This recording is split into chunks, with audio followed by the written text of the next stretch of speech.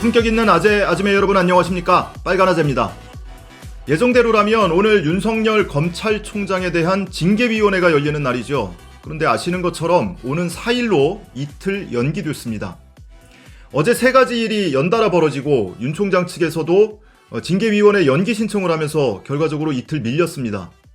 어제 있었던 세 가지 일이라는 것은 법무부 감찰위원회가 있었고요. 그리고 서울행정법원의 결정이 나왔습니다. 그리고 법무부 차관이 사의를 표명을 했습니다. 어제 오후에 동시다발적으로 이 일이 벌어지다 보니까 뉴스가 막 쏟아졌습니다. 속보가 속보를 덮고 굉장히 정신없는 시간을 보냈는데 마치 호떡집에 불난 것 같았습니다. 자, 그러면 그럴수록 이 사건을 한 발 떨어져서 차분하게 지켜봐야 전체 얼개를 이해하는 데 도움이 된다라는 말씀 익히 제가 드린 바가 있습니다. 그래서 오늘은 어제 있었던 이 세 가지 사건이 어떤 법적 의미를 갖는지 한번 살펴보고 오는 4일 징계위원회가 있기까지 이틀 동안 앞으로 어떤 일들이 전개될지 그 전망도 함께 짚어보도록 하겠습니다. 먼저 어제 있었던 첫 번째 사건 법무부 감찰위원회입니다. 감찰위원회에서는 윤 총장에 대해서 직무배제를 하고 징계 청구를 하고 하는 절차에 있어서 일부 흠결이 있다 이런 결론을 내렸죠. 그 절차상 흠결이라는 것은 징계 사유를 윤 총장에게 알리지 않았고 소명 기회를 충분히 주지 않았다라는 것인데 법무부에서는 이미 윤 총장에게 소명 기회를 주기 위해 여러 차례 노력을 한 바가 있고 그리고 적법 절차에 따라서 감찰이 진행됐다라고 반박을 일관되게 하고 있습니다. 자, 그럼에도 불구하고 감찰위원회가 부적정하다고 결론을 냈습니다. 그러면 이 부적정 결론이라는 것이 어떤 행정처분의 기속적인 효력을 갖느냐 하면 그게 아닙니다. 감찰위원회라는 것은 법무부 장관의 업무 수행에 있어서 일종의 자문기구 성격을 갖습니다. 그래서 위원회 의결을 통해서 의견 제시를 하거나 권고를 하거나 이런 정도 이상의 의미가 없습니다. 법무부에서도 이 감찰위원회 결론이 나온 뒤에 향후 징계 절차가 법과 절차에 따라서 진행될 것이고 그 절차를 진행하는 데 있어서 감찰위원회 권고를 충분히 참고하겠다라고 입장 표명을 한 바가 있죠. 자, 이 정도면 충분하다. 물론 추미애 장관 측에 유리한 결정은 아니에요. 이게 여론에도 부담으로 작용을 할 것이고 나중에 징계 처분이 내려진 뒤에 윤 총장 측에서 소송을 낸다면 그 소송을 수행하는 데 있어서 윤 총장 측이 참고자료로 또는 증거자료로 이 감찰위원회 결정사항을 제출할 수는 있겠죠. 자, 그 이상의 의미를 당장 효력을 갖는 건 아니다라는 점이고요. 자, 두 번째는 서울행정법원의 결정이 나왔습니다. 심리하고 나서 하루 뒤에 나온 건데 윤 총장 측이 제기를 했던 거죠. 지금 직무 배제가 돼 있는데 이 직무 배제의 효력을 정지해달라, 한시적으로나마 효력을 정지해달라라는 신청이었습니다. 그런데 법원에서 이런 결정이 나오다 보니까 결정이 아니고 판결이라는 용어를 쓰면서 마치 윤 총장이 뭔가 승소한 것처럼 이긴 것처럼 이렇게 과도하게 해석을 하고 왜곡해서 보도가 이루어지고 있는데 전혀 그것과는 별개의 사건입니다. 행정법원의 결정이라는 것은 윤 총장 측이 직무 배제가 지금 돼 있잖아요. 그런데 직무 배제된 그 행정처분의 효력을 일시적으로 정지해달라라는 것입니다. 그나마도 윤 총장 측이 신청한 그 주장을 오롯이 다 인용한 것도 아니에요. 일부만 받아들였을 뿐입니다. 윤 총장 측에서는 본인이 나중에 이 본안 사건 판결이 날 때까지 일시적으로 가처분 성격으로 이 신청을 해놓고 직무 배제 처분한 것에 부당성을 주장하면서 소송을 지금 내놓고 있는 상태 아니겠습니까? 그러면 이 소송이 1심, 2심, 3심까지 거쳐서 확정 판결 날 때까지 직무 배제의 효력을 정지해달라라고 청구를 한 건데 법원에서는 3심, 2심은 인용하지 않았고요. 1심 판결 나고 30일까지만 직무 배제의 효력을 정지하는 그런 결정을 한 겁니다. 그러니까 일부만 인용을 했을 뿐이다라는 거고요. 구체적으로 보더라도 윤 총장 측에서는 크게 네 가지 주장을 했습니다. 자, 첫 번째, 징계 사유가 객관적으로 소명되지 않았다라는 거고요. 두 번째, 신청인에게 현저한 유무형의 손해가 우려된다. 세 번째, 이를 예방할 긴급할 필요성이 있다. 네 번째, 효력 정지로 공공복리에 중대한 영향은 없다라는 주장을 한 바가 있습니다. 그런데 두 번째, 세 번째, 네 번째는 법원에서 인용을 했는데 첫 번째 주장, 징계 사유가 객관적으로 소명되지 않았다라는 주장에 대해서는 아예 판단 자체를 하지 않았습니다. 징계 사유가 객관적으로 소명됐는지 여부에 대해서는 본안 사건에서 다룰 일이지 이 신청 사건에서 다룰 일이 아니다라면서 마치 각하 성격의 결정을 한 거고요. 두 번째, 세 번째, 네 번째에 대해서만 법원이 인용을 해서 결과적으로는 윤 총장이 직무 복귀를 한 겁니다. 자, 그런데 말씀드린 바와 같이 이것이 마치 윤 총장이 뭔가 승소를 했다, 판결을 통해서 윤 총장의 무고함이 밝혀졌다, 징계가 이제 무력하게 됐다, 이런 식으로 과도하게 왜곡되게 해석을 하는 것은 좀 경계할 필요가 있다. 어쨌든 이 법원 결정으로 인해서 어제 저녁에 윤 총장이 직무 복귀를 했습니다. 그래서 지금 직무를 보고 있죠. 자, 그것으로 이 결정사항의 효력은 다하는 것이다. 이렇게 이해를 하시면 될 것 같습니다. 자, 세 번째는 고기영 법무부 차관이 사의를 표명했습니다. 이 징계 청구 사건에 있어서 징계위원회가 7명으로 구성이 되는데 그중에 위원장이 법무부 장관입니다. 그런데 검찰총장에 대해서 징계 청구 권한을 갖는 사람은 법무부 장관입니다. 추미애 법무부 장관이 징계 청구를 했죠. 그래서 징계 청구를 한 사람은 이 심리에서 제외됩니다. 심리에 참여를 할 수가 없습니다. 그러면 위원장이 이 심의에서 빠지게 되기 때문에 자연스럽게 법무부 차관이, 당연직인 법무부 차관이 위원장 직무 대리를 하지 않겠냐, 이런 전망이 있었던 건데 차관이 사의를 표명한다고 했어요. 법무부 차관 고기영 차관도 물론 검사 출신입니다. 동부지검장을 올 4월까지 동부지검장으로 있었고요. 그 이전에도 부산지검장, 춘천지검장을 거쳤던 검사 출신입니다. 그래서 검사 출신이니까 사상 유례 없는 현직 검찰총장에 대한 중징계가 유력한 징계위원회 위원장 직무 대리를 하는 것에 대한 부담감 가질 수 있죠.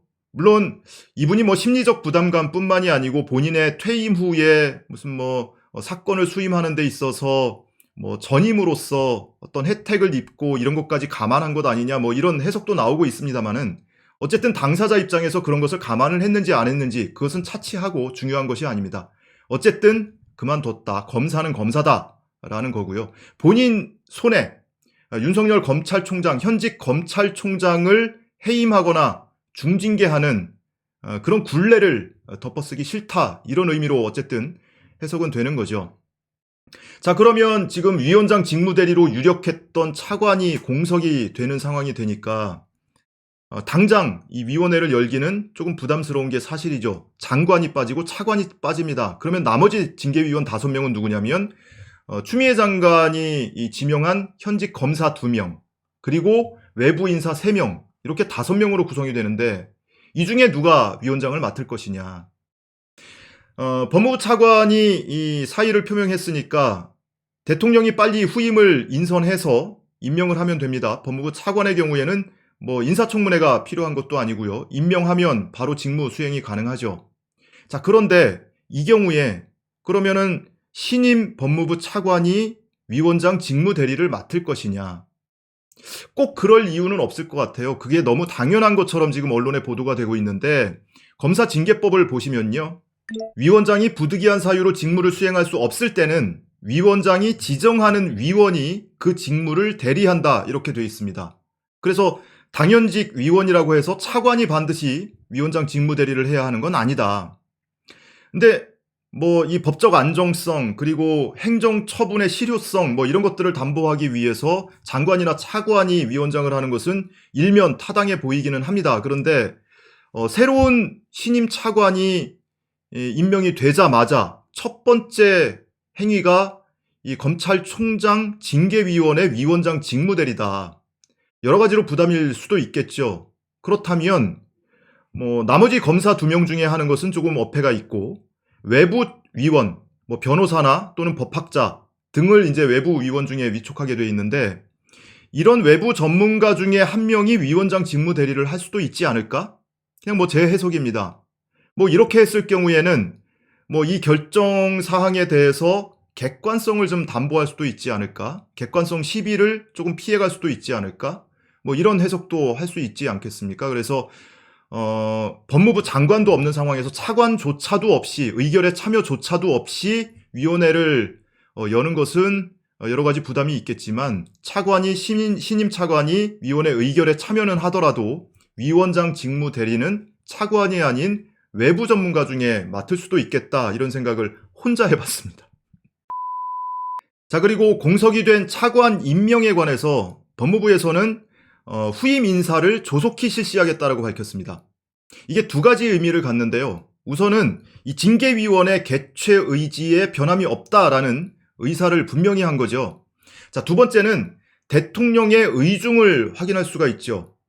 법무부 차관을 임명하는 사람은 장관이 아닙니다. 대통령이 임명을 하도록 되어 있습니다.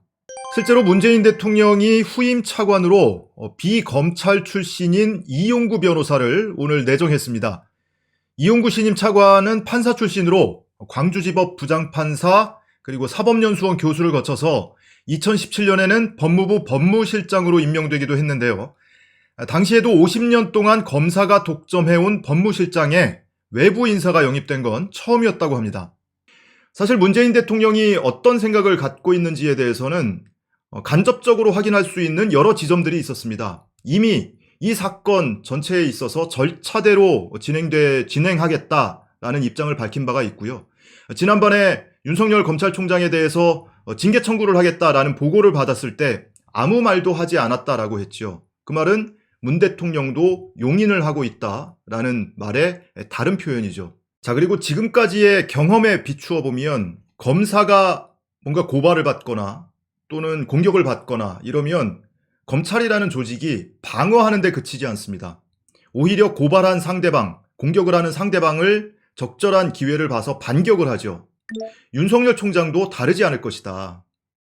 이 법무부라든지 또는 법무부와 보조를 맞춰서 이 사건을 수사하고 있는 대검 감찰부라든지 이 기관들을 공격을 할 것이다. 우선은 윤 총장이 직무 복귀하자마자 챙기는 사건이 첫 번째가 대전에서 하고 있는 원전 관련 수사를 챙기고 있다고 하죠. 이건 정권의 정책 결정 과정을 들여다보고 있는 사건입니다. 뿐만 아니고 대검 인권정책관실에서 조사를 하고 있는 사항이 하나 있습니다. 지난번에 이 판사 사찰과 관련해서 대검의 수사정보정책관실을 압수수색을 했죠. 그런데 압수수색을 한 주체가 대검 감찰부입니다. 그런데 이 압수수색 과정에 위법성이 있다, 인권침해 소지가 있다라면서 진정이 접수됐고 이 진정 사건을 대검의 인권정책관실에 배당을 해놓고 있습니다. 그래서 인권정책관실이 이 감찰부의 압수수색 과정에 대해서 지금 조사를 하고 있거든요. 근데 조사 결과 일부 위법성이 발견이 됐다라면서 또 다른 일선 검찰에게 수사 의뢰를 할 수도 있는 건입니다. 그래서 윤석열 총장 입장에서는 만약에 감찰부의 압수수색이 위법하다, 그래서 수사 의뢰를 했다라는 정도까지 가면 나중에 징계위원회가 열리더라도 징계위원회에서도 항변을 하는 데 있어서 소재로 써먹을 재료가 되죠. 자, 그런 측면에서 보면 이 원전 사건 수사뿐만이 아니고 감찰부의 압수수색 과정을 들여다보고 있는 대검 인권정책관실의 조사 과정도 주의 깊게 한번 봐야 된다. 반드시 윤석열 총장은 징계위원회에 가서 방어를 어떻게 할지 한계와 한 손에는 이 사건을 어떻게 반격을 할지도 분명히 노리고 있을 것이다. 자, 이런 상황에서 만약에 징계위원회가 무산되거나 징계가 무산되거나 윤석열 검찰총장이 총장의 직무를 계속 수행할 수 있게 되는 상황이 된다면 추미애 전 장관은 더 이상 직무를 수행할 수 없죠. 당연히 퇴진해야 될 것이고, 그리고 이 법무부의 이런 과정을 용인하고 오히려 장애 요인을 제거해주고 했던 청와대 문재인 대통령을 향해서도 검찰의 공격이 더욱 가속화될 것이다. 자, 그럼에도 불구하고 한가롭게 법무부 장관과 검찰총장 동반 퇴진론을 들고 나오고 하지도 않은 말 추정을 더해가면서 마치 그런 이야기가 실제로 있는 것처럼 솔솔 연기를 피워내고 있는 이 언론 보도 지켜보면서 참 한가롭다, 저렇게 지금 한가로울 때가 아니다라는 생각을 하게 됩니다. 자, 어찌됐든 오늘의 결론은 어제 있었던 세 가지 사건에도 불구하고 일시의 문제는 있겠으나 징계위원회는 예정대로 열릴 것이다. 그리고 문재인 대통령도 간접적으로나마 용인을 하고 있다라는 것 확인할 수가 있고요. 윤석열 총장 입장에서는 방어뿐만이 아니고 어떤 식으로든 반격을 하려고 들 것이다. 그것을 우리가 주의 깊게 봐야 한다. 이런 말씀을 오늘 첨언해서 드리겠습니다. 자, 오늘 영상 유익했다면 좋아요 그리고 구독 안 하신 분들 구독 버튼 눌러주시고요. 영상이 올라올 때 남들보다 조금 빨리 받아보고 싶어 하시는 분들은 종 모양 알림 버튼도 함께 눌러주시기 바랍니다. 고맙습니다.